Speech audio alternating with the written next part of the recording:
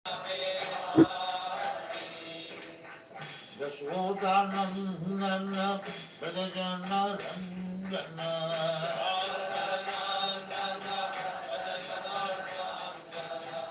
Yashodanandana Pradajana Ranjana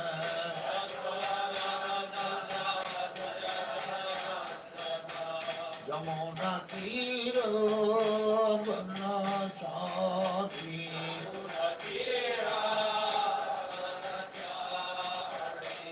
Yamuna Tira Vanachari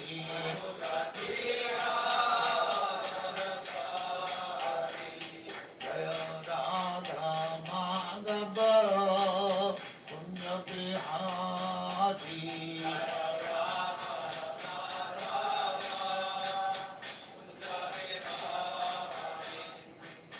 Gopi Jana Vallabha Giridharadhari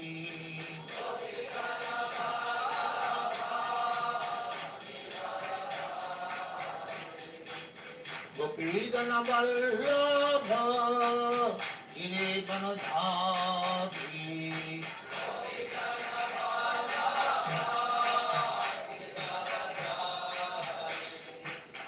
Yashodanandana Pradajana Ranjana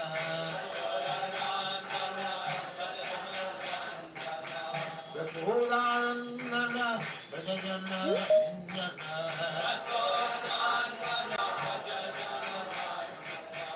Yamuna Tiro Vanachari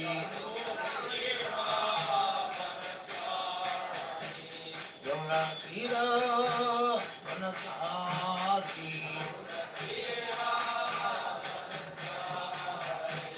Jaya Radha Madhava Punya Bihari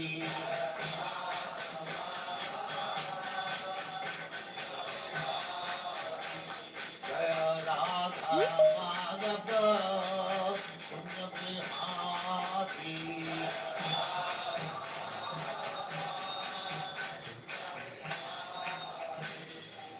Jaya Shatram Sabridharacharyam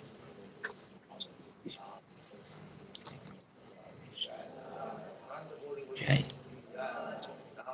Shri Thakur ki Jai. Shri Krishna Chaitanya Shri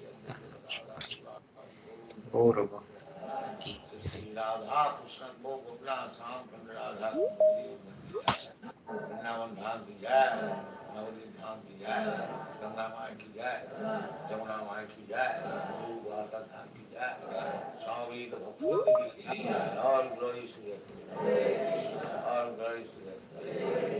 Thank you very much.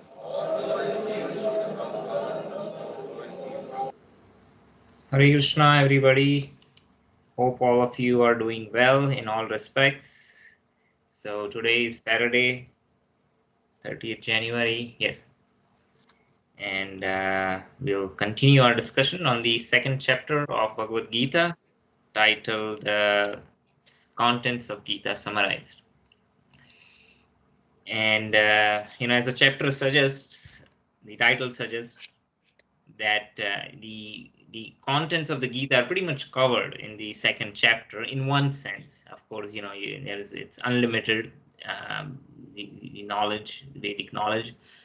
And what we'll ensue now is Arjuna asks various questions, clarifying questions, and in response to those questions, Krishna elaborates on each of these topics. And so it's not that the content for remaining Bhagavad Gita, it's not that it's going to be a repetition of what we studied so far, but each of those branches would be expand because Arjuna asking clarifying questions. And so in that sense, the chapter is titled Contents of the Gita Summarized. So as we will see today, Krishna is about to complete, in the next two verses, he will complete the third theme of his arguments, right? So the first theme was that he presented was analytical study, understanding difference between soul and the body. The second theme, kind of a sub-theme, Krishna does not explicitly say that, but if you look at some of the arguments that he presents, is basically worldly considerations, right? Hey, if you, as a Kshatriya, if you give up your duty and run away from the battlefield, it will bring you a lot of infamy. And this infamy would be worse than a death. So in one sense, this is kind of a worldly consideration, but Krishna does provide that. And then finally, the third theme which we are discussing right now is uh, Krishna asking Arjuna to rise above the material motivation that is generally associated with even the prescribed duties, right? And so Krishna is saying that ultimately, when one is situated in knowledge, one knows why one is acting, for what purpose one is acting, what is it that one is trying to achieve. That the goal of all those prescribed duties is satisfaction for Vishnu. And when one is situated in that goal, then one is not motivated by other allurements. So, there is one theme which says that the flowery words of the Vedas, they're pretty attractive. People, the masses in general, are motivated by engaging in those prescribed duties because they are allured by different benedictions in this life or afterlife, for instance. So Krishna is asking Arjuna to rise above those kind of consideration and doing duties for the sake of doing, as a matter of duty, and ultimately as a devotional service to the Supreme Lord. And that knowledge one acquires progressively. One might not be situated in that knowledge initially, but that's the ultimate purpose of the Vedas. Otherwise, to the casual observer, it appears that Vedas primarily deal with the subject matter of the three modes of the material nature: sattva, rajas, tamas. And all the benedictions or the promises given in the Vedas, again, they do not let the soul rise beyond the conditioning of the modes of nature. Even elevation to heavenly planets is still within the jurisdiction of the three modes of nature. That means even to enjoy, one has to assume another body, and another body means there's birth, which is painful, there's death, and then there's old age and diseases. Then we talked about the ultimate purpose of the Vedas. So the Vedas can be compared to a larger reservoir, which is ultimately interested in providing us the highest benediction, but it also serves a large reservoir serves the same purpose as a small well. And what is that small purpose? Small purpose, well, people are interested in temporary, material benedictions. And so Vedas acknowledge, well, this is going to be there. So there should be some point of initial contact by which the communication can begin. And so Vedas do also serve that purpose, but that's not the primary purpose, which is a small well. The purpose is served by the small well, though served by a larger reservoir. That's not the ultimate purpose. The ultimate purpose is to go beyond the jurisdiction of the three modes of nature, and that is the essence of Krishna's message over here. So in this way, we continued this discussion, and then we also talked about both good and bad reactions can be overcome by engaging in devotional service, because both are binding, right? As I just mentioned. But when one is motivated by a higher goal or a higher purpose, then one did not need the corrective actions of good karmic reaction or bad karmic reaction. Just like a child who has understood the purpose of education and is self-motivated does not need any allurements from the parents or teachers to do one's homework or work hard, nor does that student need any punishment or any fear of being punished in order to check any negative propensities that might be hindering the progress of the child. So similarly, the karmic reactions are basically whether good or bad. They are meant to correct our perspective or outlook or the understanding of the world. And as long as sometimes we overshoot on the positive side or on the negative side, and then in both cases, the karmic reactions put us into a situation where we are forced to reevaluate our perspective, and until it's kind of iterative process until we get it right. So just a quick summary of the discussion so far. Are there any questions on this topic before we continue with verse number 51?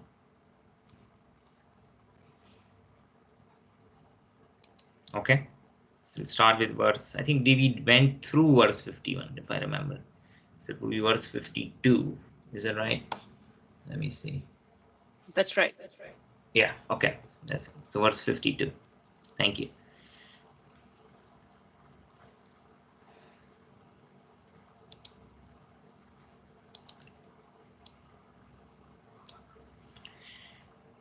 Yada te moha kalilam buddhirvyatitarishati tadagantasi nirvedam srotavyasya srutasya cha. Translation and purport by His Divine Grace, A.C. Bhaktivedanta Swami Srila Prabhupada. Translation: when your intelligence has passed out of the dense forest of delusion, you shall become indifferent to all that has been heard and all that is to be heard. It's pretty deep. Let's see the meaning of this verse. Purport: there are many good examples in the lives of great devotees of the Lord, of those who became indifferent to the rituals of the Vedas simply by devotional service to the Lord.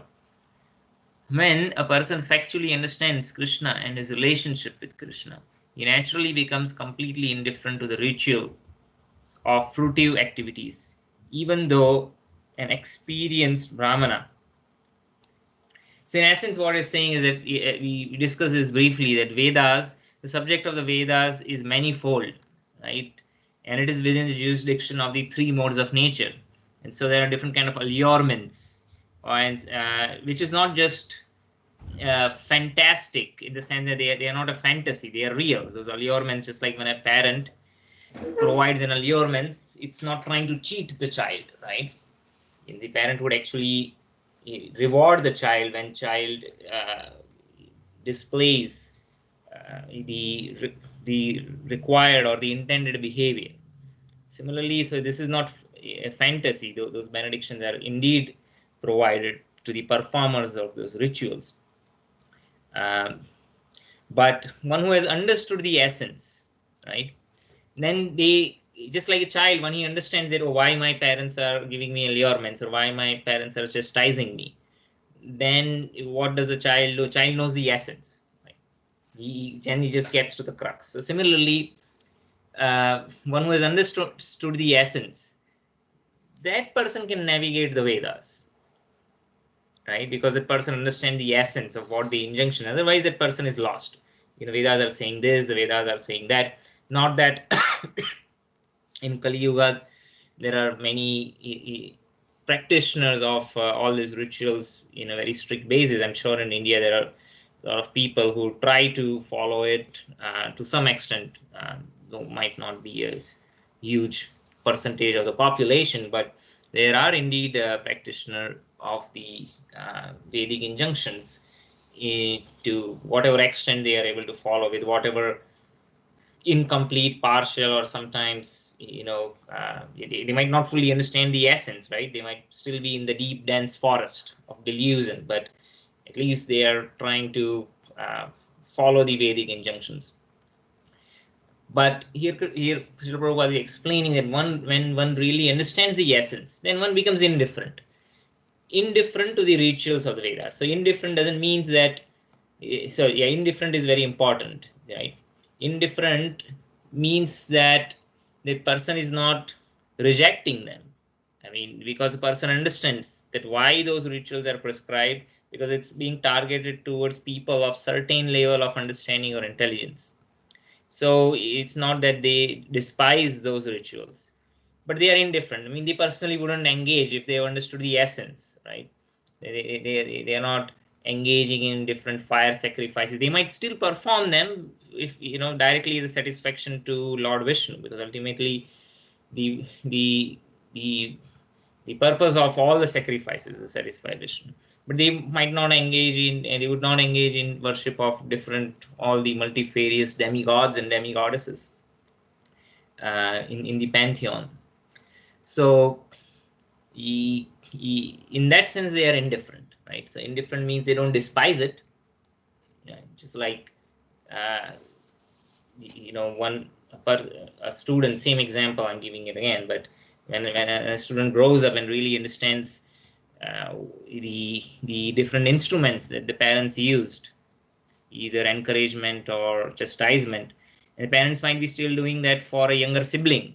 And when the when the student sees that, oh, I went through this, my parents are employing the same techniques for my son, or for my younger sibling who might not be, as mature or not as grown up, then the elder sibling is indifferent, in the sense that he himself does not need those instruments anymore, but he understands the value or the purpose, and there is an application.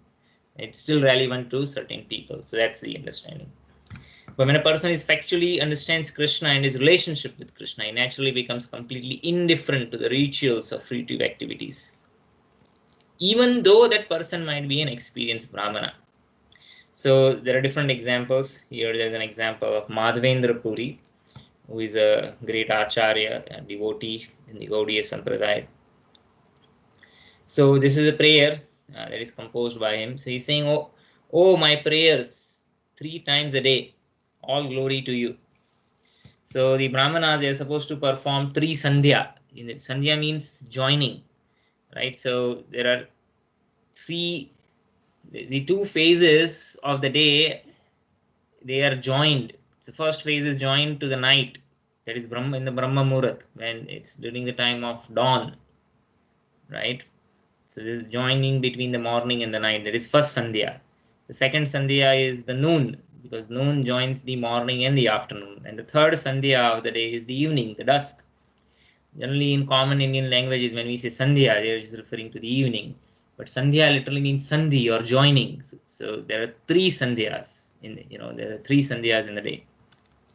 And then those sandhyas are there's time which is an auspicious time. It's recommended to perform prayers or spiritual activities during 3 sandhyas. Just like in Islam, there are 5 times during the day that one performs namaz.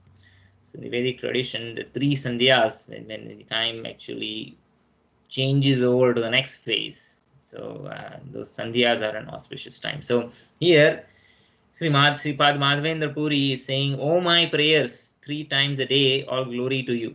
Oh, bathing. So he's directly addressing the different rituals that are performed. O bathing, I offer my obeisances unto you. O demigods, O forefathers, O pitris, please excuse me for my inability to offer you my respects. Now wherever I sit, I can remember the great descendant of the Yadu dynasty, Krishna, the enemy of Kamsa, and thereby I can free myself from all sinful bondage. I think this is sufficient for me. So here Sripad Madhavendra Puri is a very elevated devotee. He is situated on a very high platform, and he can say this because he has no other business. 24 hours he is engaged directly in the service of Krishna, who is the proprietor of everything. And because of his full dedication, he is exempt from the obligation that one carries. As soon as we assume this body, we have so many obligations, right? In Vedic culture, we call it rin, pitri rin, matri rin, right?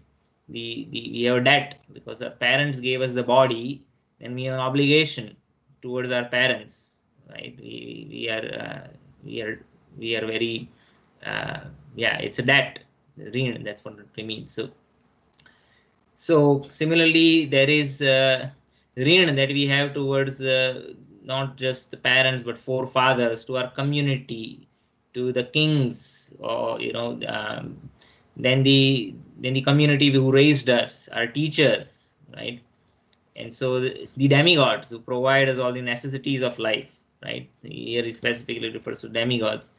And then there are so many demigods. There's a demigod for rain, there's a demigod for sunlight, for everything. There are 33 million demigods and demigoddesses. So we do have obligation to all of them, and we are not exempt.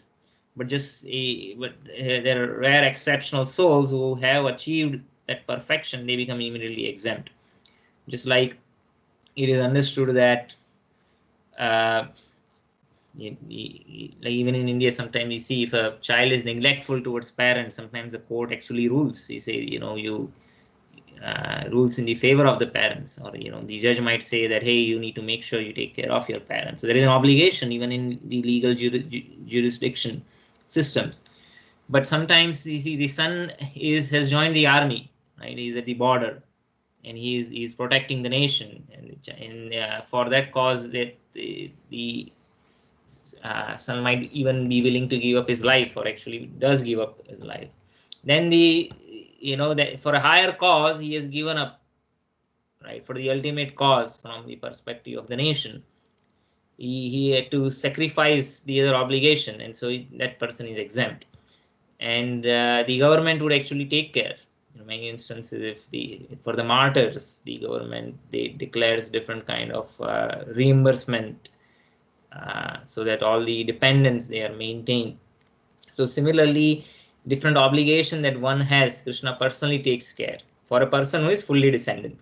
So it wouldn't apply to people like, individuals like me. I mean, I'm not at that stage, so I cannot come up with an excuse that, hey, I'm a devotee of Krishna, so I'm free from all this obligation. Well, if I am able to achieve that high level of surrender to Krishna, right, um, then that would apply to me. So it's just another thing to be careful that we don't misinterpret the injunction and try to justify and come up with excuses to ignore our obligations. But at the same time, it does gives us the instruction that we should at the same time, we should not come up with an excuse, the other extreme, where said, hey, that is Madhavendra Puri, he's such a great devotee, I can never be like him, and so I won't even try to improve my devotional service. So that is also not recommended, right? So you just like,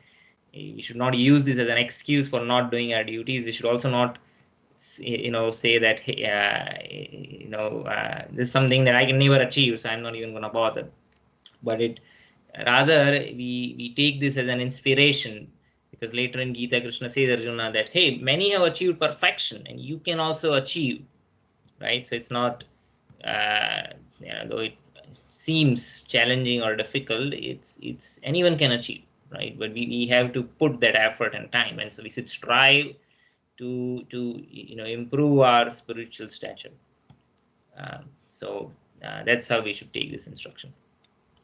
So the Vedic rites and rituals are imperative for neophytes. So these Prabhupada is elaborating further. So this is an important. It's not that we ignore them, but he's saying neophyte means one is a practicing, right? He's not perfected. So comprehending all kinds of prayers 3 times a day, taking bath early in the morning, offering respects to the forefathers. But when one is fully Krishna conscious, one is fully in Krishna consciousness, and is engaged in his transcendental loving service to the Lord, one becomes indifferent to all these regulative principles because he has already attained perfection. So in all the different cultures, or even if you look at the regional devotional practices, there are so many Vaishnava sampradayas in India, and then if you look at any of those lineages, we find examples of devotees who are fully dedicated and fully surrendered to Krishna, so much so that Krishna actually comes and takes care of their household challenges or any difficulties or problems they have. Not that they are desiring that Krishna comes and does that. Rather, even if Krishna comes, they wouldn't want them to, they would be feel very bad that Krishna is, they're taking service from Krishna. That is the worst thing that a devotee can imagine, because the devotee is fully interested in only serving Krishna, not take service. And we see that in common dealings also, right? Just like we see in Indian culture, when a guest is coming and we want to serve the guest, or if we're traveling with a friend and we try to take the expense. I remember when I go traveling with my uncles and friends and relatives, and whenever there is an expense, my father would take out his wallet and try to pay for it. You don't want them to pay, right? So there is kind of a competition. So you don't want to. It's not It's not formal. Hey, we're gonna split our expenses. That's considered rude. But so that attitude is there. So same thing. Devotee does not want to take any service from Krishna. The point I was trying to make is that in many cultures, like in Maharashtra, there are so many Vaishnava saints. Sant Tukaram, right? Eknath. There could be others in different parts of India. I'm not familiar with all of them. In Gujarat, we have Narsi Mehta. Narsi Mehta no Mameru. There's a very famous story where Narsi Mehta is such a great devotee of Krishna, and he's always engaged in remembering Krishna, chanting his name and serving the deity.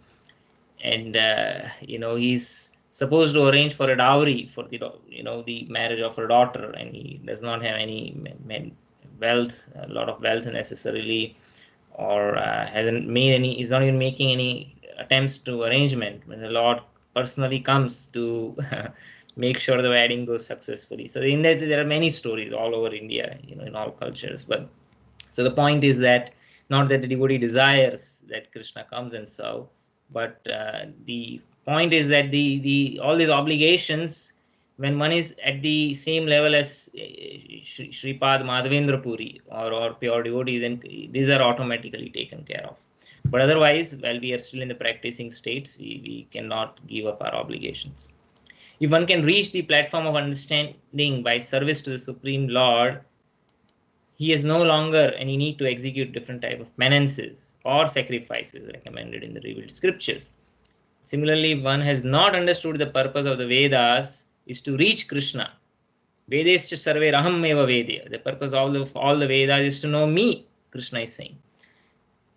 If one has not understood that purpose, then simply by engaging in the rituals, he is uselessly wasting the time. Right? So what does it mean? Does it mean that the practitioner of the Vedic culture should give up all the rituals? That's not what it means. What it means is that, of course, the rituals and all those activities are purifying. At least it's on a moral, theistic platform rather than being engaged in atheistic vikarma. But the point is that one has to apply one intelligence so that in this life they come to the understanding that ultimately the purpose is to reach Krishna, right? If they don't come upon that conclusion, then it's a waste of time, right? Because they did not come to the final conclusion, the essence of the understanding. So and when one who has understood the purpose, and what is the need for them to execute all the different kind of penances. But in some cases, devotees continue to do that. Just to set an example, so in the perfectional stage, there are two subdivisions. One is niskam karma and one is akarma. So one is pravritti marg and one is nivritti marg. So pravritti marg is one continues to engage in these prescriptions but is not materially motivated. They might do it to set an example, but they are niskam karma. So they're doing that karma, but it's niskam. It's not materially motivated. And the other division, that is pravritti marg, and the other division is nivritti marg. That means one stops doing it. Anyway, there is no need. So when there is no need, if one is indifferent, that's why Prabhupada uses that word indifferent. Indifferent meaning, I might do it, I might not do it. In either case, it makes no difference to me. So, so both paths are available at that perfectional stage, pravritti marg and nivritti marg. So, though there is no need, one might continue to do that. I think so. That is the sum and substance of this particular verse. So until one has a clear understanding, it is said that intelligence is deluded in this dense forest of delusion, and later we will see that this material world is compared to an inverted banyan tree, and the leaves and the branches, they are considered expansion of different Vedas or Vedic knowledge, the leaves especially. So the Vedic knowledge is vast, and there are so many divisions and and branches and sub branches, and there are so many different injunctions that it appears like a forest. Why is the metaphor used that of a forest? That one can get easily lost. If you go to a dense forest, obviously you don't have a directions. Sometimes even if someone is capable of reading the sky and the planetary positions to find out, what direction is, if it is so dense forest, the canopy itself is so thick, you might not be even able to see the sun, right? And they, everything looks same, right? They all kind of same kind of trees, and there is no path or roads, or you can get easily lost. So the not that anyone necessarily studies all those Vedas in the present time, but they do hear, right? By culture, by practice, one's forefathers might be doing it, especially if you see in India, the tradition goes on, right? If you go to Maharashtra, the worship of Ganapati is prominent. If you go to Tamil Nadu, then Kartikeyan Murugan is quite popular, and not that they have all of them have necessarily studied the Vedic injunctional scriptures, but just by cultural practice, that goes on. There are times of the year they might be doing specific pujas or sacrifices, right? So in the north, the worship of Durga. In Bengal and in Gujarat, worship of Amba is quite prominent, and then there are, this is just high level, but there are further nuances and so many paths and distribution. But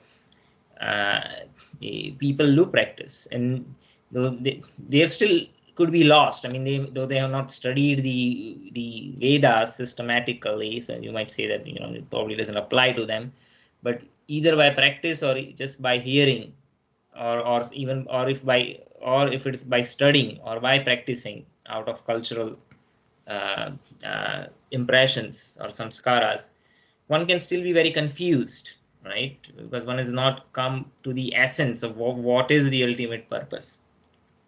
But when one's intelligence passes out of this dense forest of delusion, then one becomes indifferent to all that has been heard. That means they might have heard or they might have studied, right? So it's important here. Krishna is saying Shrutasya, right? Or Shrotavasya, that is to be heard.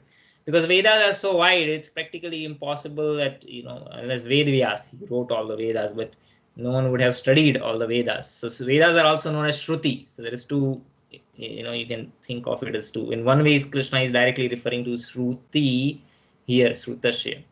Srila Prabhupada is translating it as that has to be heard. So even if one has not studied the Vedas, those who have studied the Vedas, traditionally in Gurukul, how do they study? The Guru recites, they hear, and by hearing they memorize the verses, by recite and they practice, and that's how they acquire knowledge. So either that, even if one has systematically studied, that means one has heard. And those who have not systematically studied, it's not necessarily a Brahmana, they would have heard it either from their parents, forefathers, or from the priest, and they might be doing from hearing, and there is no way they could have heard everything. So that's why Krishna is saying, if your intelligence comes to the essence, then you would be coming out of the dense forest of delusion, and then you would be indifferent. You'll be indifferent to what you already heard so far, and then what you have not heard, right? So there's no need anymore to understand the vast expanse of the Vedic literatures. Rather, there's a verse which says that if one reads too many literature, spiritual literature, right, then also one can be confused about the purpose of life, because what will happen is there is no end to it, and then they might come across contradictory injunctions, and then they get confused. Well, is it this or is it that? Is it this or is it that? Right? So too much of anything is not good, except for you can chant Krishna, Hare Krishna unlimitedly. There is no such in spiritual realm. There is no nothing limited. Everything is unlimited. But otherwise, reading too many scriptures, he can actually deviate one from the path of spiritual realization. Any questions on this? Hare Krishna. Yes, Hare Krishna. I'm trying to like the ultimate purpose of Vedic knowledge is to reach Krishna. And there is also another statement before, I think, the purpose of Vedas are to navigate through these three modes of three modes, sattva, rajas, and tamo. So I'm just trying to understand. So we learn, we know Vedas, or we try to understand Vedas to know how to navigate through these three modes of nature, and by that we actually acquire the sufficient, or by, I mean, one of the way. Okay, I'm saying, of course, if we do a Hare Krishna, Hare Rama mantra, we also get elevated to the level where we actually understand things. But I'm saying, in a normal case, where by knowing this and trying to understand and doing all the yajnas that are defined in the Vedas, eventually they will get purified, and that's where they'll get to know more than what they're supposed to know. Then they can stop knowing Vedas. Is that what it means? Like the ultimate purpose of Veda is to know Krishna, right? So I'm just trying to analyze it more detail there.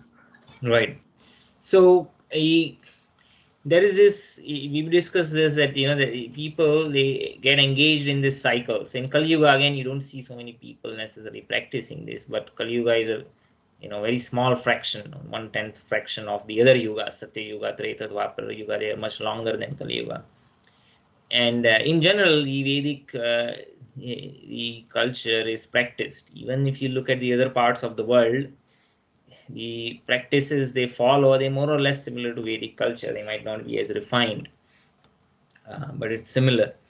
And the Vedas, they put them, if one is following the injunction, they put them on this repeated cycle of getting elevated to the heavenly planets. And after the pious period is over, they come down to the earth to perform more pious activities. And so they again become elevated to the heavenly planets, and they keeps on going. So at some point in time, either in this life or the impressions are there. So one then really questions. That inquisitiveness has to come eventually. I mean, the answers are always there. The answers are all around us at all times, right? But they are revealed to us as soon as we ask the right question. And so one will eventually question, like, hey, what is the purpose of this? It's just going up and down, or even if I get all the pious activity, even if I get good reactions from all my pious activities, one who is intelligent will eventually observe that, hey, this is going to be temporary. It will soon get over, and it is again not completely without faults, because in order to enjoy this, I have to accept another body. And also, if I have so much wealth, I'm worried that I might lose it, or my relatives might take it away by trickery, or the government might take it away through confiscation, or there's always. So one who is intelligent thinks either by personal experience or by observing others, and then they might question, there must be more, there must be something more than this. Right. So once that inquisitiveness comes, then the answers are there in the Vedas. And so when, or sometimes the inquisitiveness is not there, but they might, sometimes merciful devotees of the Lord, they directly tell you the essence. They might not be ready to listen, but if somebody listens with a neutral mind, then they might think, oh, maybe, yeah, that's true. Right. So it's not always that the inquisitiveness has to come first, but if that inquisitiveness is there, then one is more ready to receive the answer. But even without that inquisitiveness, while studying the Vedas, that's why the Vedic literature, the way it is composed, there are every now and then some hint is given. Even if somebody is engaged in karma kanda, then that some hint is given. Just like if there is content marketing, right? What is the idea of content marketing? Well, they're not directly trying to sell the product, but then they would say, okay, well, people are interested in solving a problem. So if I'm looking for some natural cure, then let's say stomach pain, I'm just making it up, but then somebody might read, okay, this is why it happens, this is how you can cure, these are some of the herbs or things that are found that you can apply, and within that, the author might promote some product, right? Here, this is this product. And so again, the Vedas are not trying to make any money over here, or they don't have any personal interest, but they know that people in general, they are not interested directly in spirituality. They are not interested in unconditional service to Krishna. They are interested in solving their problems. And so the Vedas, the different branches of the Vedas, they provide the avenue. Okay, we'll help you solve those problems, but then at appropriate places, there are some subtle hints given. And one is intelligent, because you directly tell them not everyone is ready, right? Of course, Narada Muni, who is the spiritual master of Vyasdev, he chastises him. He says, you have written all these Vedas, you have unnecessarily diverted people away from the ultimate goal of the life. And, you should not have done that. So that is Narada Muni's take. But then eventually, Vyasdev, because he gets that chastisement from his guru, he writes Srimad Bhagavatam, which has nothing to do with any other injunctions or rituals, or just pure devotional service. That's why Srimad Bhagavatam is the essence of all the Puranas and all the Vedic literature. It says glory and has a description of nothing but Krishna and his devotees and what is pure devotional service. So to answer your question, long story short, is that yes. So sometimes somebody takes a long path, somebody takes a short path, but the ultimate idea is that when those who are using dharma for kama, for artha and kama, they would have, they would get hints to come to the proper understanding. And when their consciousness is either when their consciousness is right, they would be more open to listen to the message.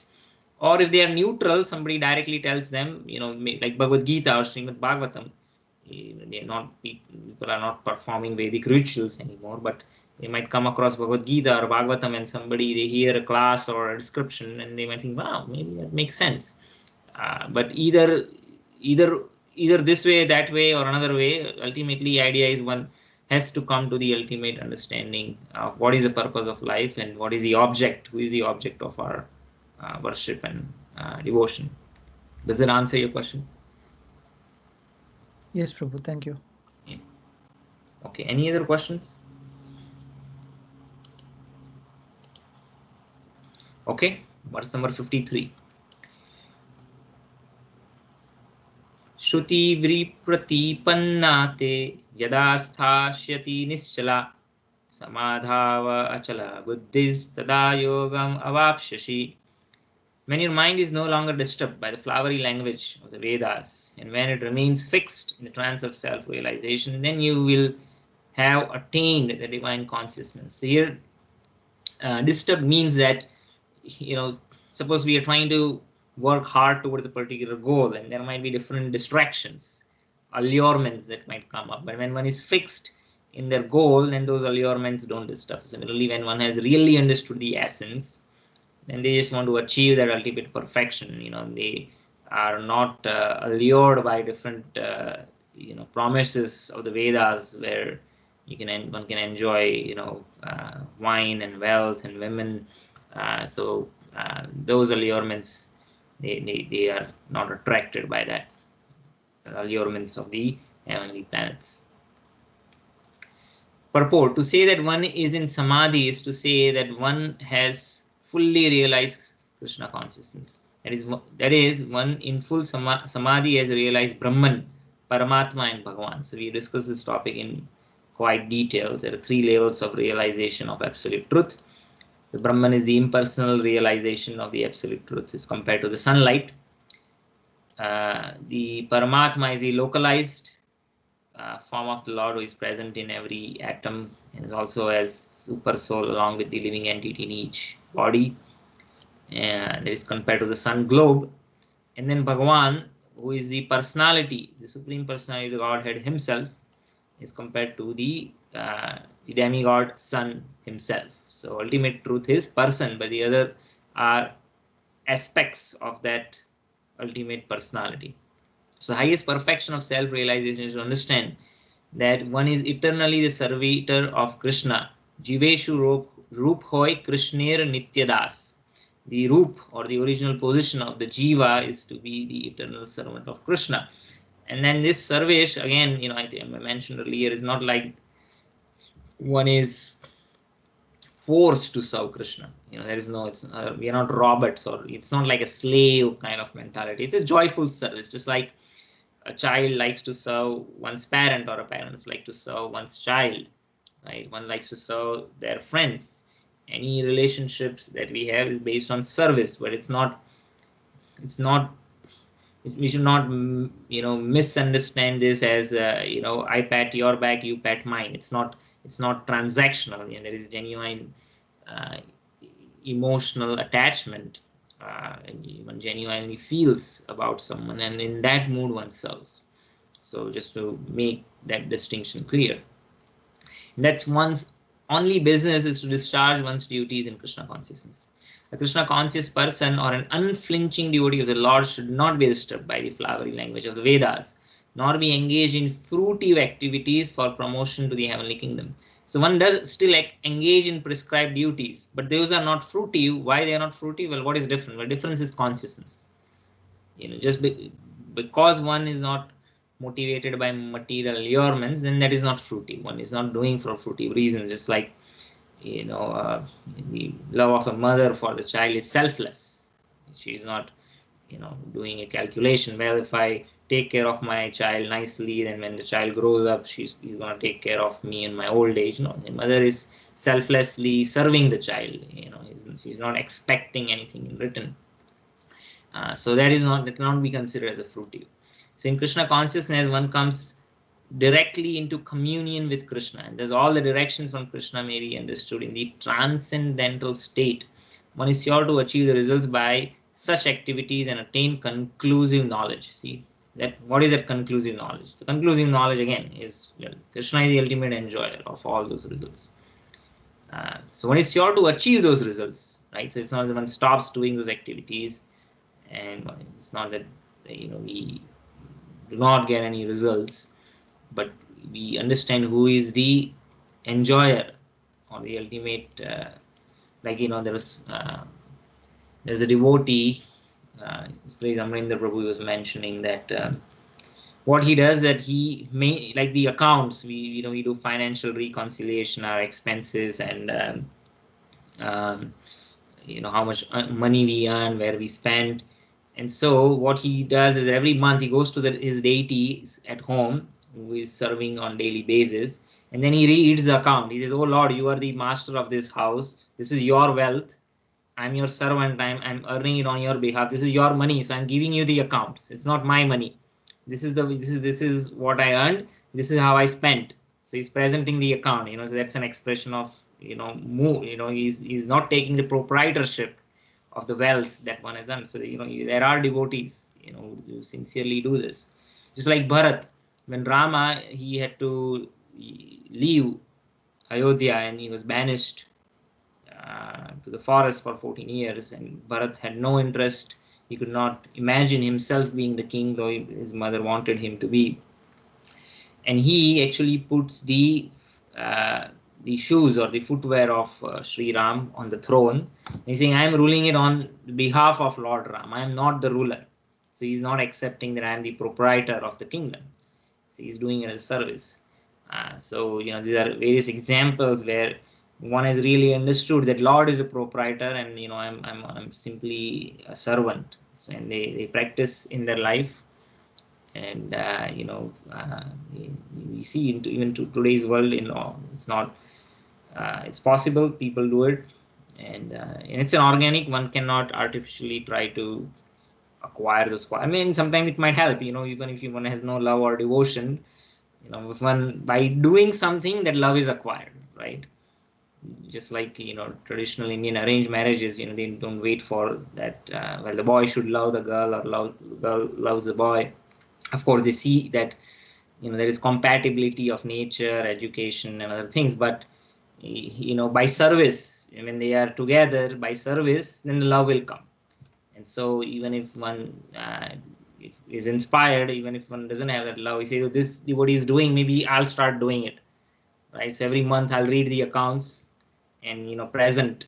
Then so by doing that, even if one doesn't have love, then because one is doing that activity, even might be doing it ritualistically, then when we start acquiring that consciousness, no, yes, Krishna is the owner of the home, that is his money, and I have to. So one might start doing on a monthly basis, but then that consciousness would then slowly develop, right? So sometimes that's why people say, why you have to do rituals? Well, rituals actually force you to be in a situation where slowly one will develop that bhava. Again, one has to be careful that one. That's why again, when we are doing ritual, we have to apply our mind and intelligence. The tendency is to do it mechanically.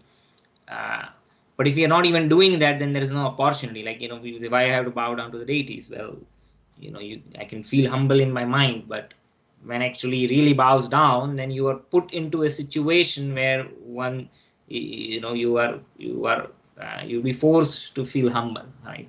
But if one does not, now the danger is that one actually keeps on doing mechanically over a period of time, and one is not applying that mind every time, the emotion, then the tendency, the chances are that then that activity which was actually opportunity to feel humble then just becomes a mechanical obeisance. So that danger is also there on the flip side. But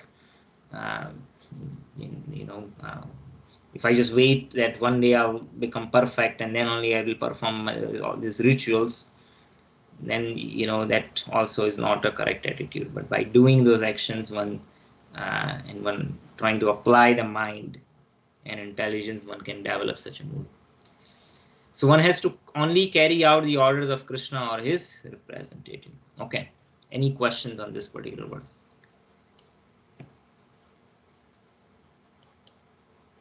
Okay. Verse number 54. Arjuna uvacha sthita pragyasya ka bhasa samadhisthasya keshava sthitadi kim prabhaseta kim asita vrajeta kim. So now that theme is over.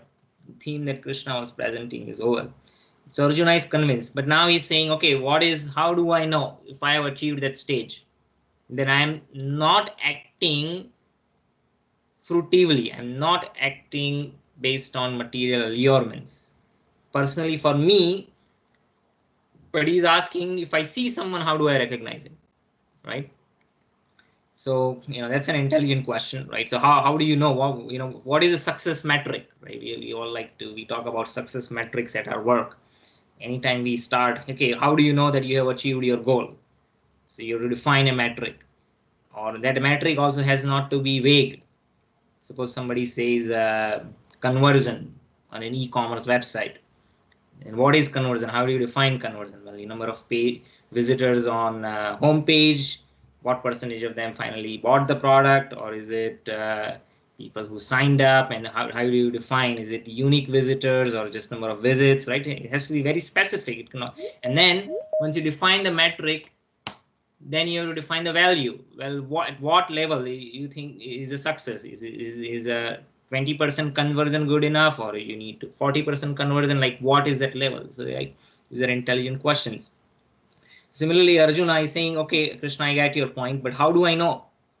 Because if you're saying, that one has to work without being motivated by material allurement, so externally it all appears same. How do I know what is his consciousness? Because you're saying you don't stop your prescribed duties, you do your prescribed duties, but you're not materially motivated. So when I see a person, it's just like he's doing his prescribed duties, the other person is also doing prescribed duties, and how do I know what is their consciousness? So that's why Arjuna is asking Krishna, what are the symptoms of one whose consciousness is thus merged in transcendence? How does he speak? What is his language? How does he sit? How does he walk? So here Arjuna is asking for the symptoms. So he's convinced, but he says, okay, let's talk about what is that end goal, right? What does that final product look like? Amazon, what they try to do, before they even start thinking about the product, they start with the press release. This is the press release, this is the final goal, right?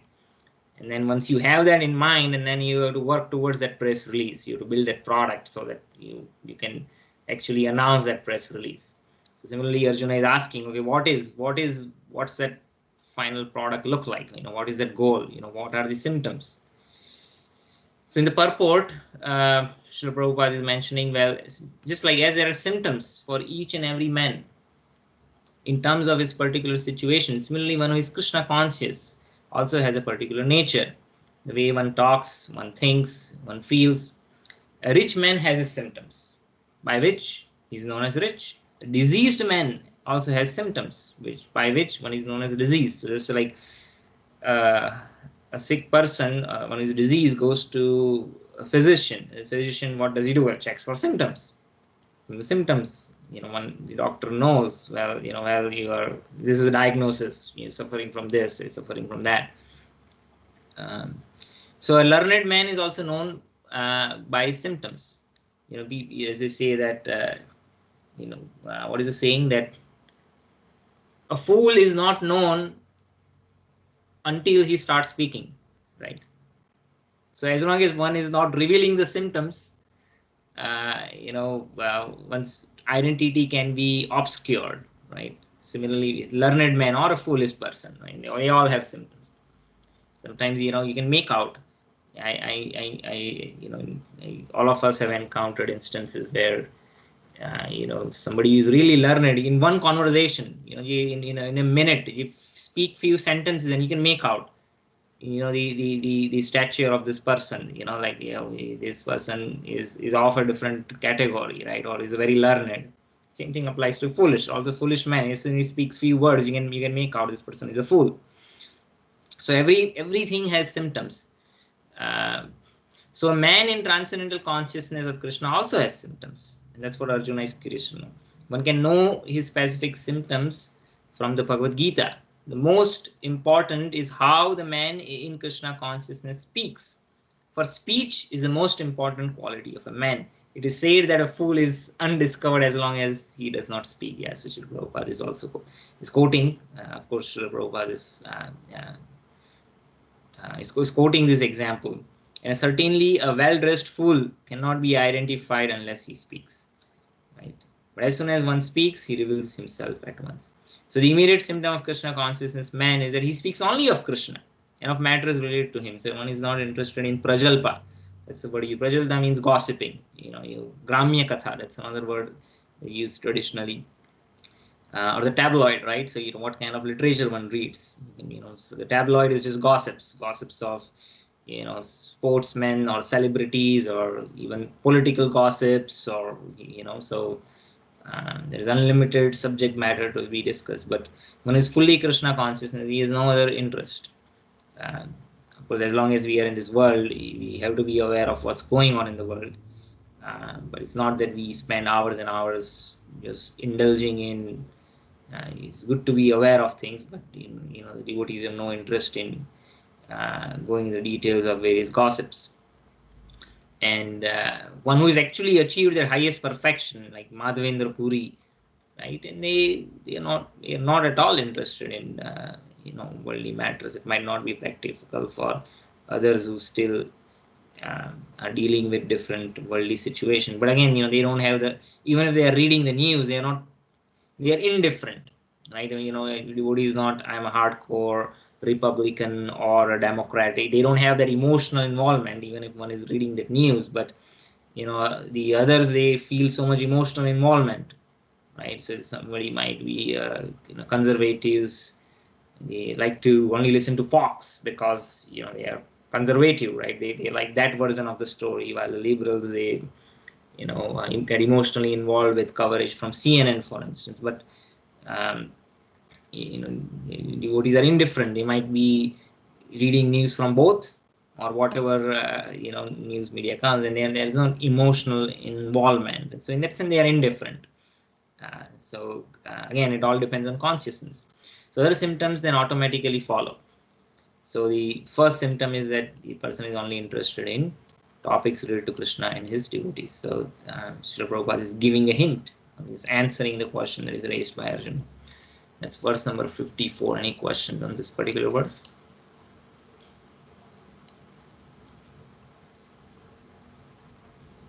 Okay. Verse number 55. Shri Bhagavan Uvacha Prajahati yada kaman sarvan partha manogatan atmani evatmana tushta sthita pragyas tadochyate.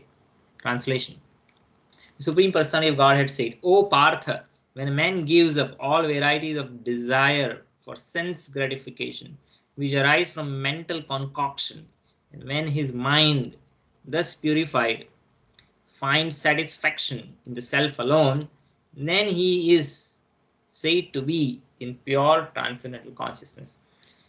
So Krishna answers this. He says, for the first system, for the first symptom, is that individual is free from the desires for sense gratification, right?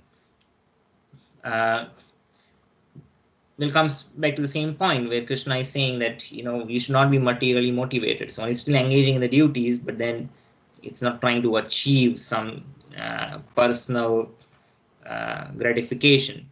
So the senses, they always, the nature of the senses is to enjoy, right? So we cannot expect the senses to behave differently. A carnivore is expected to attack other animals of prey to satisfy its hunger. Similarly, the senses, they are attracted by sense objects. The nose is attracted by pleasing smells, and the sound wants to listen to beautiful melodies, and eyes want to see pleasing sights, the tongue wants to taste nice food. So that is the senses, they are attracted by the sense objects. That is understood. But the senses are connected to the mind. And the mind is considered to the sixth sense, because mind is one sense which is subtle. You cannot see it, but it is connected to all the five senses. Just like if you go back to the analogy which I have presented many times, where the subtle and the gross bodies are compared to the chariot, the horses, the reins, right?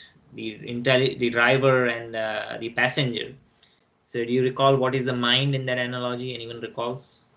What does the mind correspond to, and what does the senses correspond to in that analogy? Anyone? The driver is the mind, and the senses are the horses. Yeah, senses are the horses, but the mind is compared to the reins. Reins, okay. Yeah, and the intelligence is the driver. So just like the reins, they are passive. Reins will go, if the horses are powerful, they will go ahead.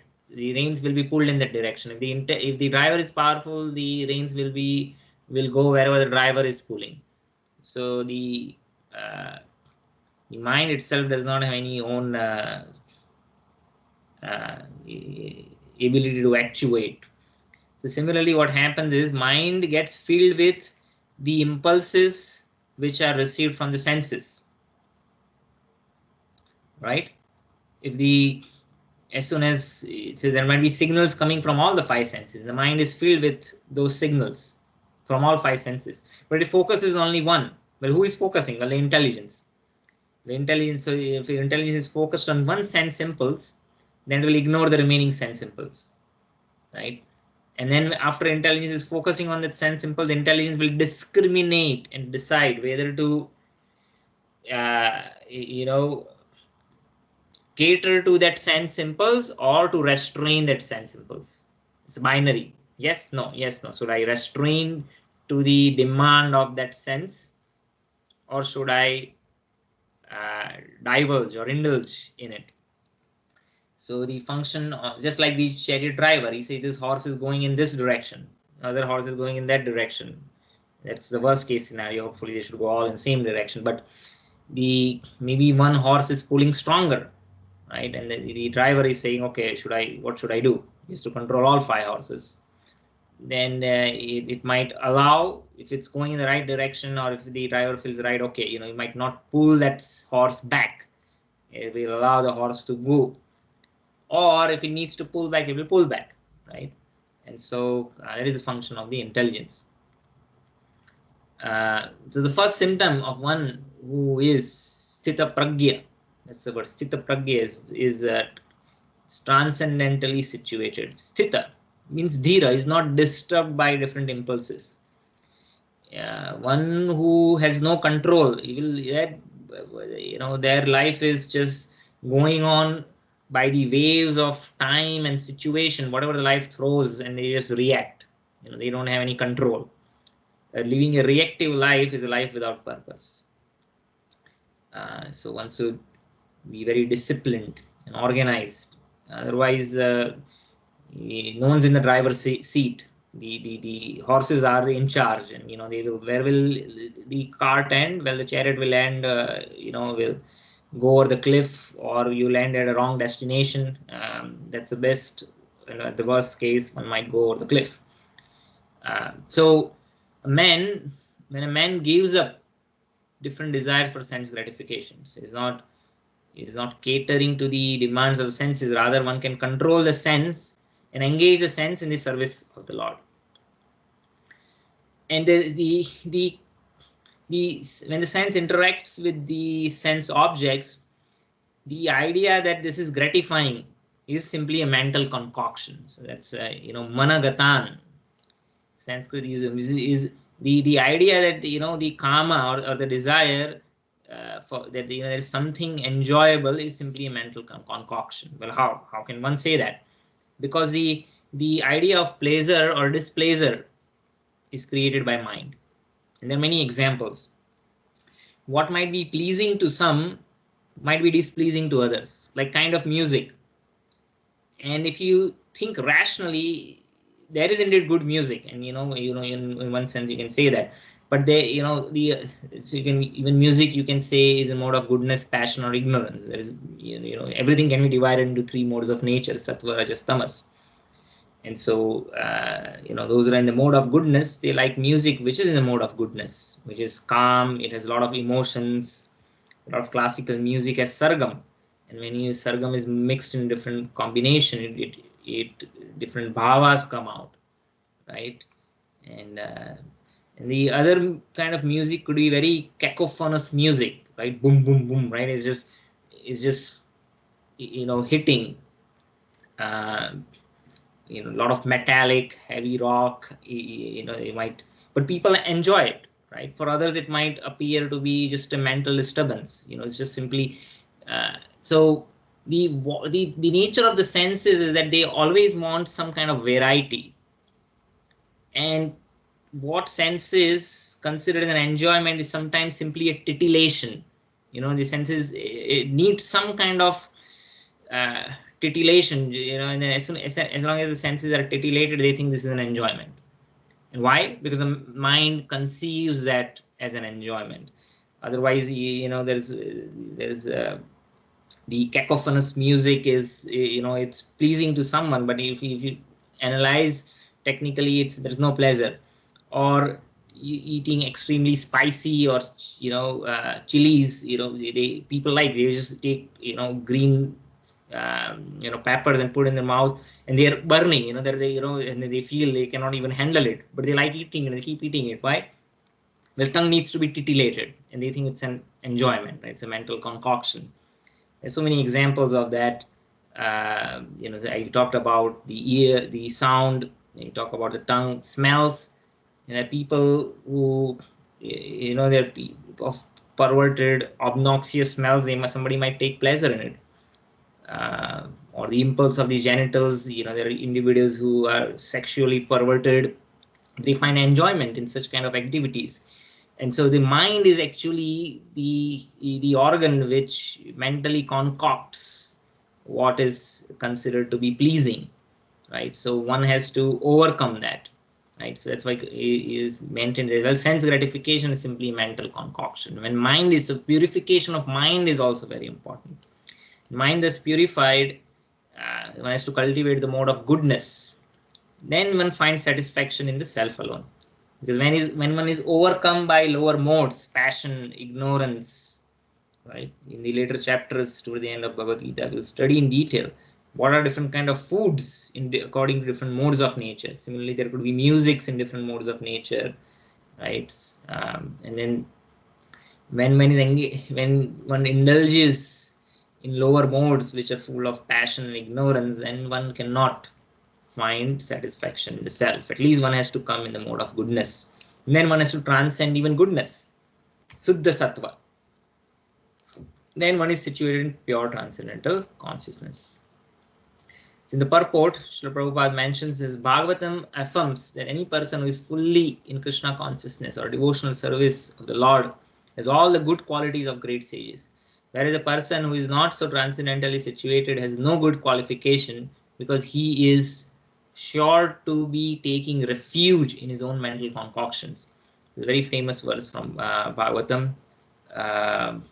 What is Harava Bhaktasya Puto Mahan Guno Manorathena Dhavati Bahihi. So this is the English translation of that verse.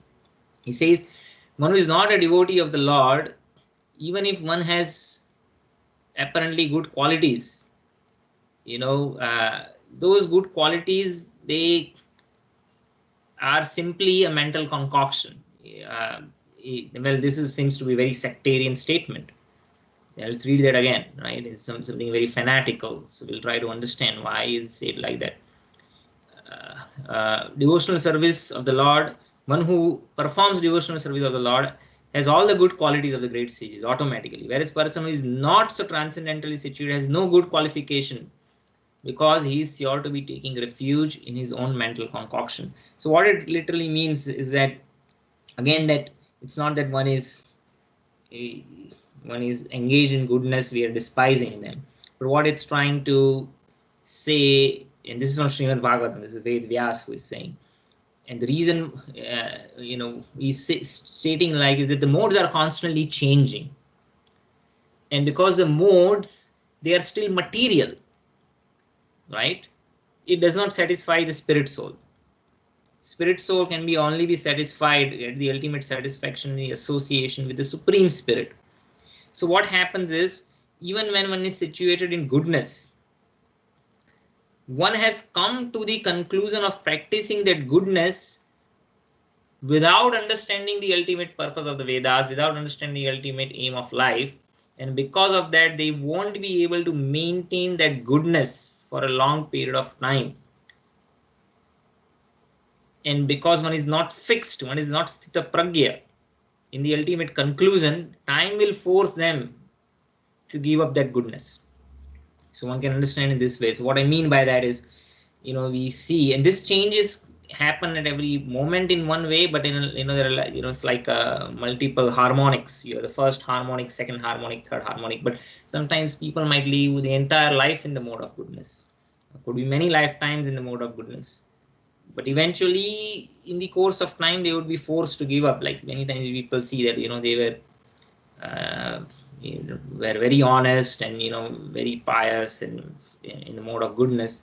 At some point they might think that this whole world is so corrupt, and everyone, I practice goodness all my life, and what did I achieve, right? Because that person is not fully fixed in the ultimate goal of life, and so there might be, one might not be grossly materially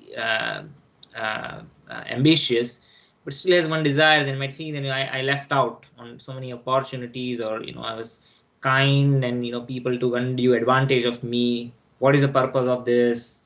And they might come to such a conclusion in due course of time, and they would say, okay, I want to achieve things. Then they become more passionate, right?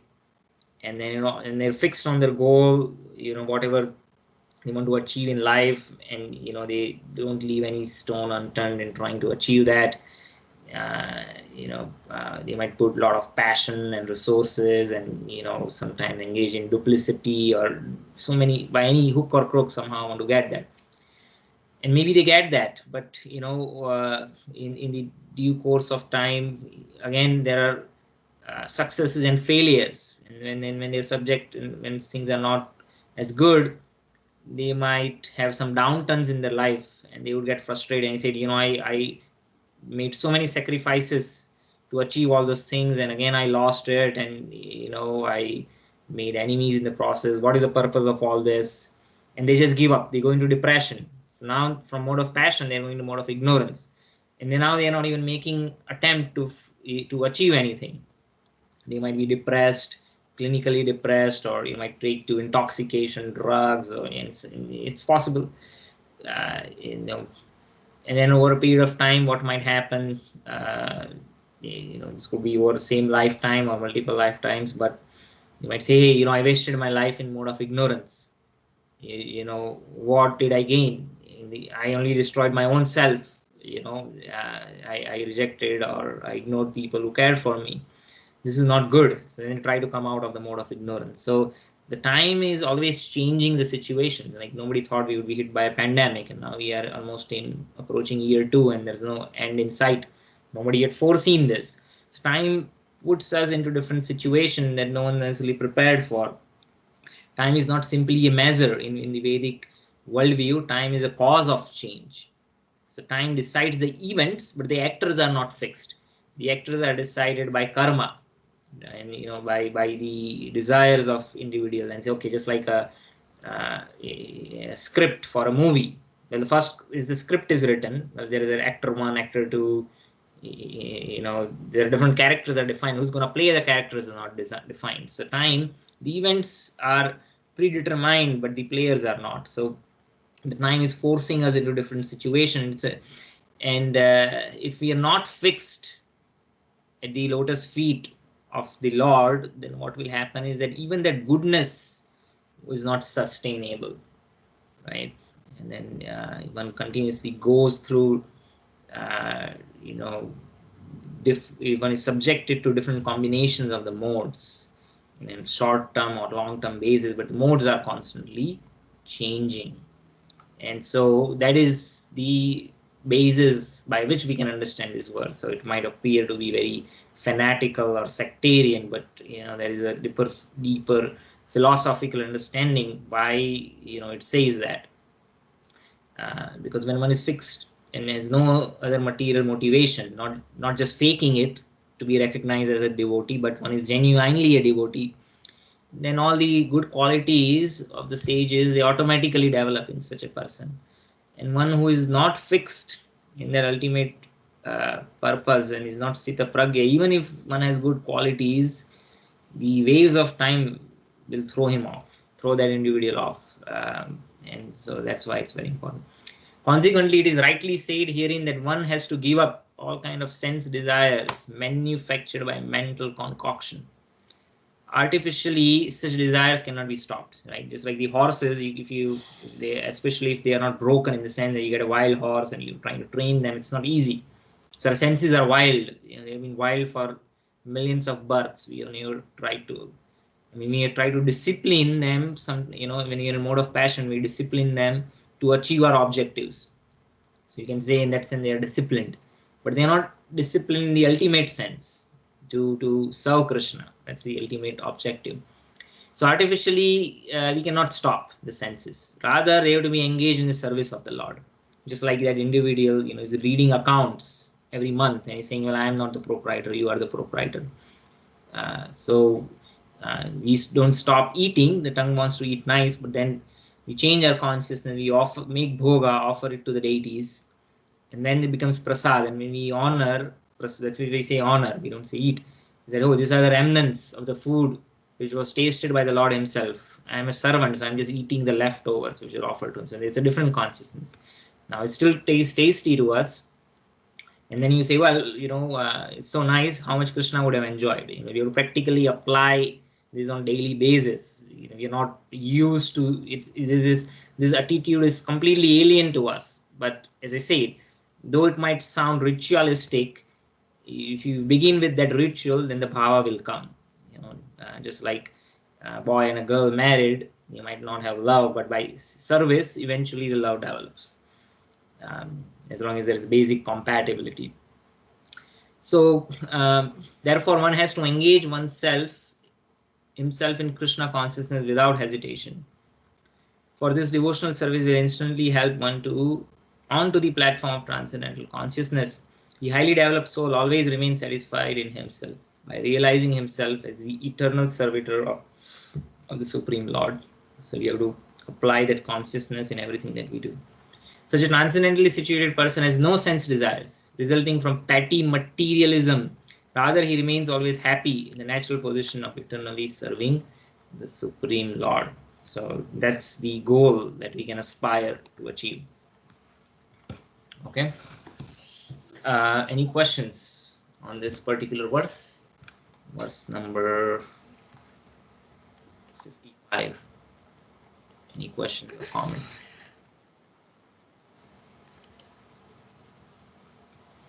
Okay, 10 more minutes. I think we should be able to cover verse 56. Let's see.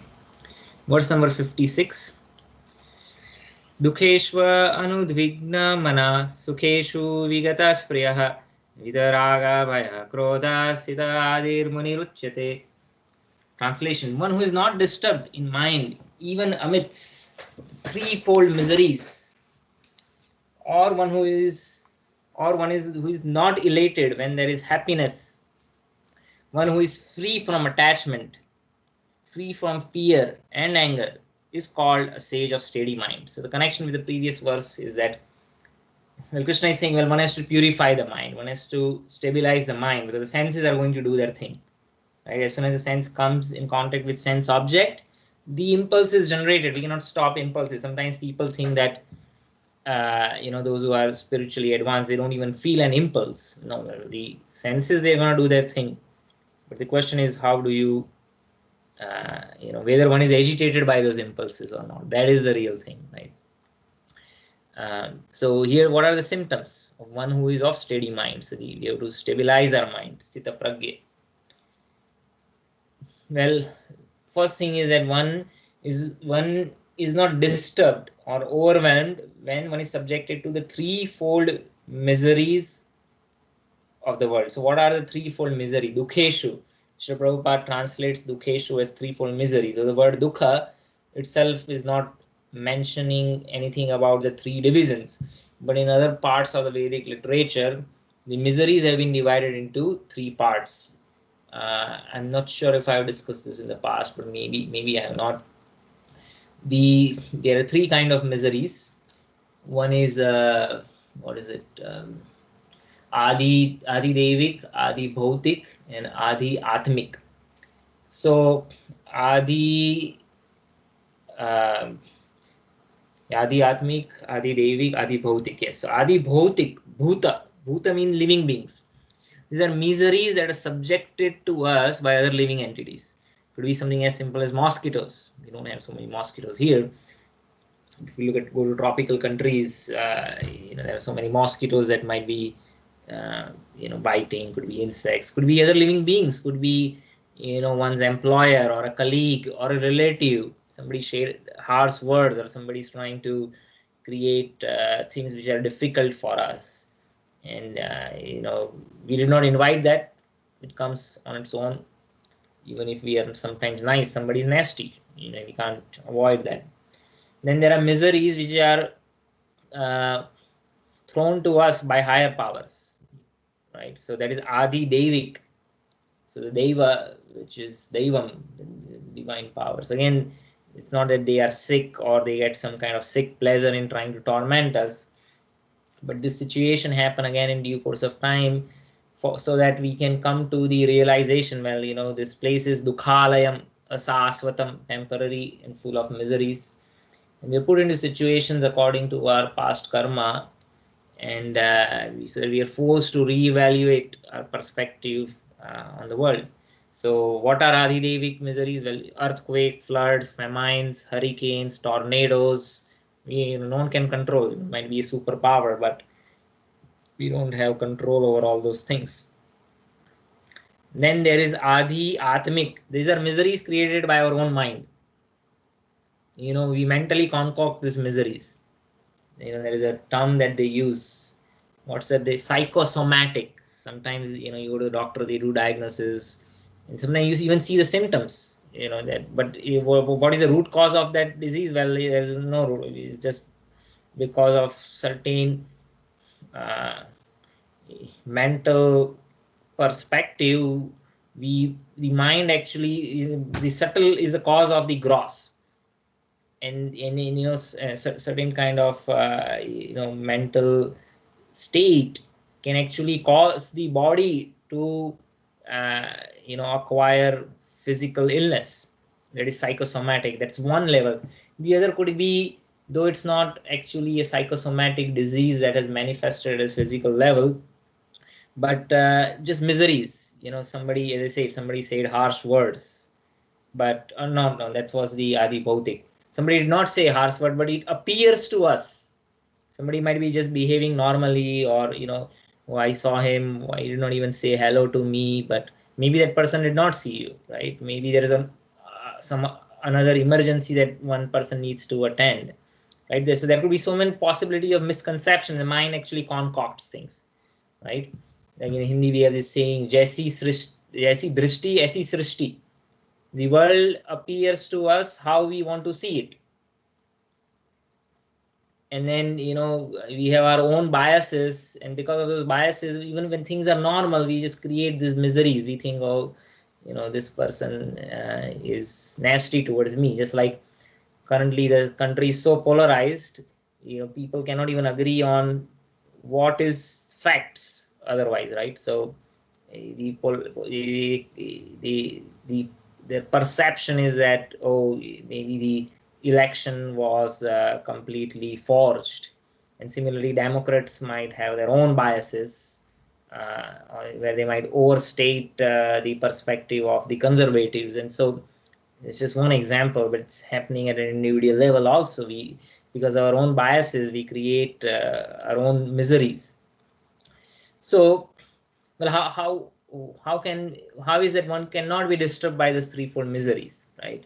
And there are so many self-help books people write, and they might this strategy. Well, you're put into this situation, you take deep breaths, or you step out from that situation, let things cool off, and so many things different apply. The Shastra, there are so many different frameworks that practical tips, and they might be still valid. It's not something, I'm not debating that, but the Shastras, they try to address the problem at a root cause. So the Shastra says, well, how can we one free from miseries? Well, you have to be free from the elation when your things are favorable, right? So the other part, that one is not elated when there is happiness. The if you want to reduce the amplitude of a wave, you cannot say that I'm going to reduce the amplitude of wave only in the negative direction. You have to reduce the amplitude. I mean, it's technically possible. You can apply a absolute filter on a wave, and then it clips off the negative signal. It's possible.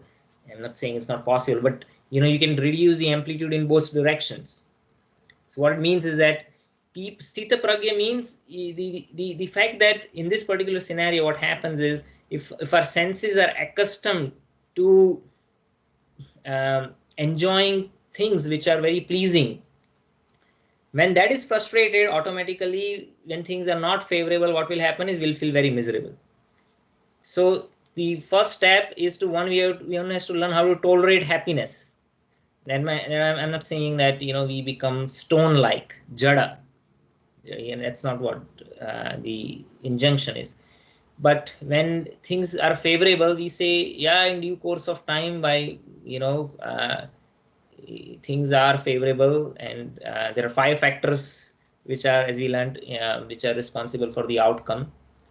And so I'm not the only cause, and this is again temporary, it might go away, so let me not be super elated, right? Everyone has their own successes and failures. This is part of life, and so you acknowledge that, and it's not that you have to be sad about it, but one analyzes things in proper perspective. And one, when learns how to tolerate happiness, then automatically when things are not going south, one is not put into miseries, right? So by controlling one can learn how to control the other, because now you're not training your senses to always be in a favorable kind of situation, and you accept when things are favorable, and when things are not favorable, one accepts that also. And one understands that both happiness and miserable situation are temporary, right? And it could arise for multiple reasons which are not always in my control, and I cannot let others dictate my mental state. Rather, I have to control my own mental state. So that's a transcendental way of understanding the situation. So in this way, then one can also learn how to be free from attachment. Unless one is free from attachment, well, how can one be tolerate happiness? And then one also becomes free from fear and anger. when one learns how to tolerate those miseries, that will also automatically come. When anger is frustration of desires, and desires are not fulfilled, they are frustrated, then one becomes angry. So the first step is, well, we learn how to tolerate happiness, and then everything else will follow. In the purport, Srila Prabhupada, it's quite a purport. It's not too long, but still we'll try to cover some important points. Hopefully we can wind it up in another 5 minutes. See here, Muni means a thinker, right? So let me see, does the word Muni appear in the verse itself? Yeah, Muni Ruchyate, a sage. Muni literally means a thinker. So Srila Prabhupada is saying a Muni means one who can agitate his mind in various ways for mental speculation. So thinker, right? So what does a thinker do? A philosopher is thinking about this. He's not physically active, but is agitating the mind. Or maybe somebody came up with the communist philosophy, Karl Marx, right? So that's an agitation of mind. We don't find that anywhere in the Shastras. It seems very sophisticated, or capitalism for that matter, right? Well, Das Capital, who was the author who wrote that? Or any kind of ideology, different philosophies of life, right? The Munis, the thinkers, they are coming, but simply that is an agitation of the mind.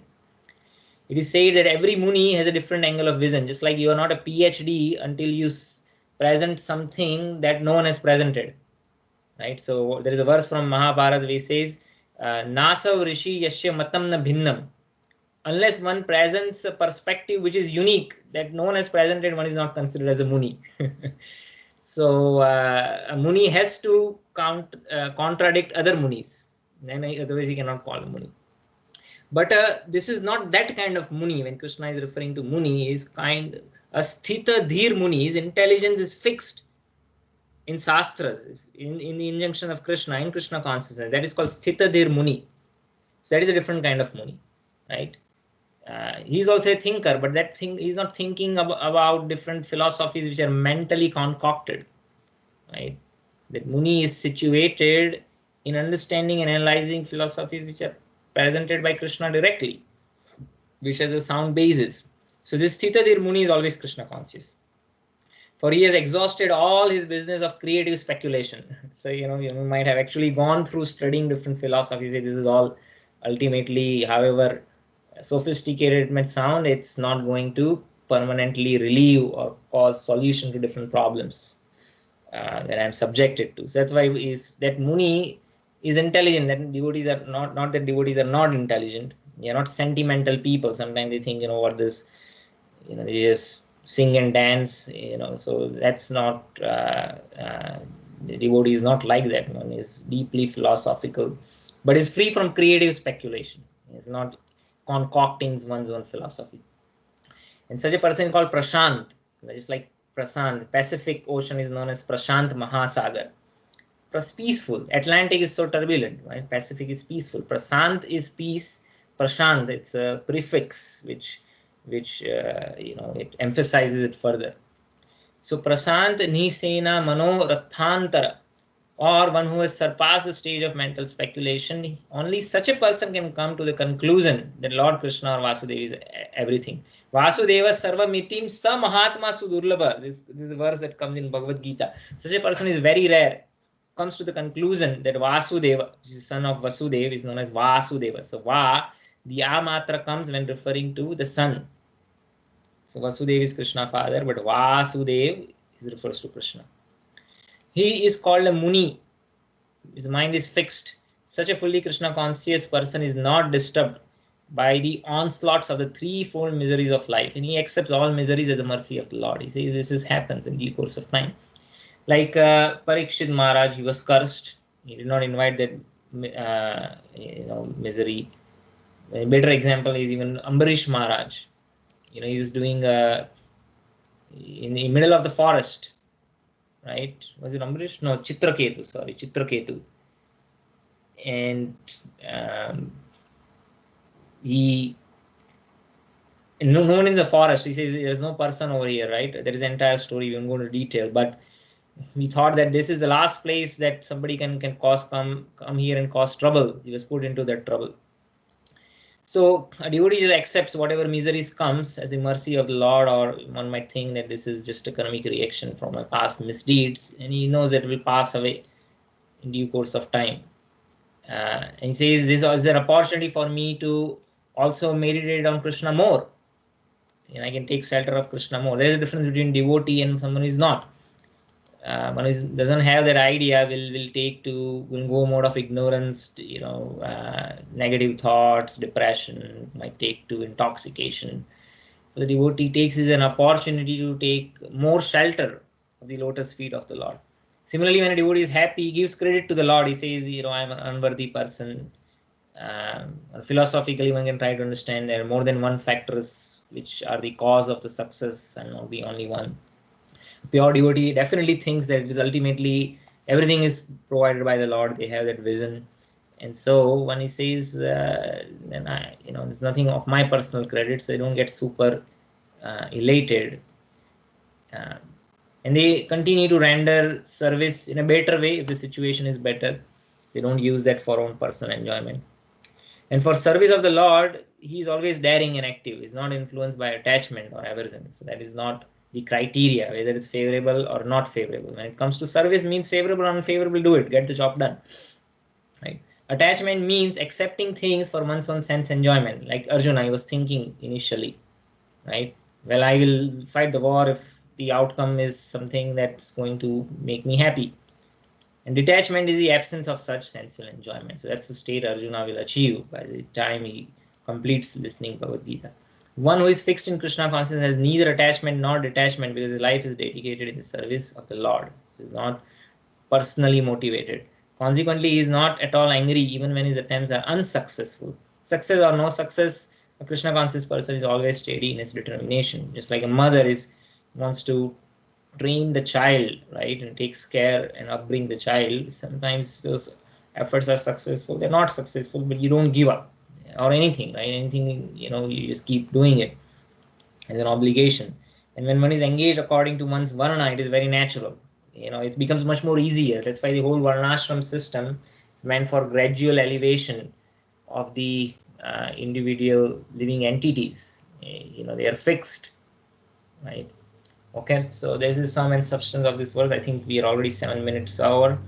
So we'll take a pause. Verse number 56. If anyone has any final questions or comments before we conclude the class.